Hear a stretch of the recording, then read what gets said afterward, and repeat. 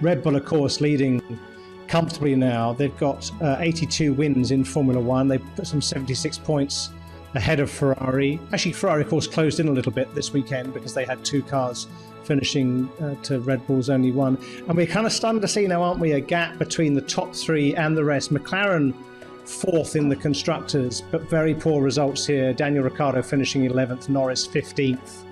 No points, of course, for them. Alpine are closing in, they're fifth, and so are Alfa Romeo, P6. Let's talk about the Alfa Romeo team in particular.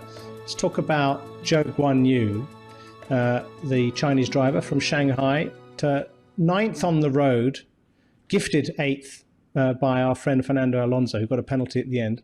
And as you said, actually, and talking about Lance Stroll's strong performance in the race, he managed to fend off Lance Stroll. I thought it was a very strong performance from Zhou, actually, 23-year-old. What did you think, Alex? Yeah, I think so. I thought he was strong in Baku as well.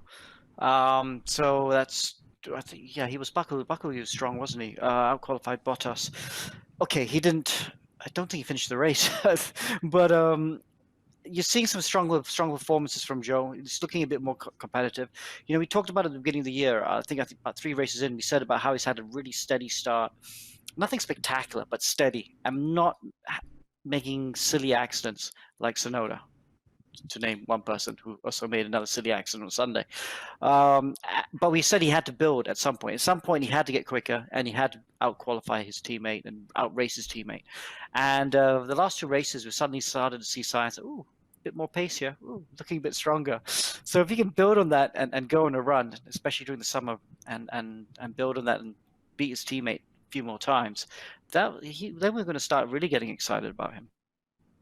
Yeah, absolutely. He's only got 5 points, of course, in the Drivers' Championship. His teammate Valtteri Bottas has got 46. But to your point, Zhou's had, before this race, 3 out of 4 races he had a mechanical DNF. So it's quite an important point to remember. Bob? Another point is that, of course, he didn't know the circuit and lost a whole day with the wet. So that was an entirely new circuit for him. Yeah. So I think he did a really good job, and I was pleased to see him gifted that extra point, extra place. Valtteri just is, he's fantastically reliable. He's sorting out the car. He's doing a good job for that, I think. But he doesn't have that sparkle. The same thing, say with Carlos. But you can absolutely rely on him to get some points. And he's got a lot of points in the championship, has Bottas, 46 points there in the championship. And that is really good. And he's just stacking them up, just keeps on getting them, keeps on getting them. But for how long was he stuck behind? Was it Stroll? He was stuck behind him for so long. You know, if it was Leclerc, you could actually see Leclerc just scything his way through them. But Bottas was stuck with the same power unit.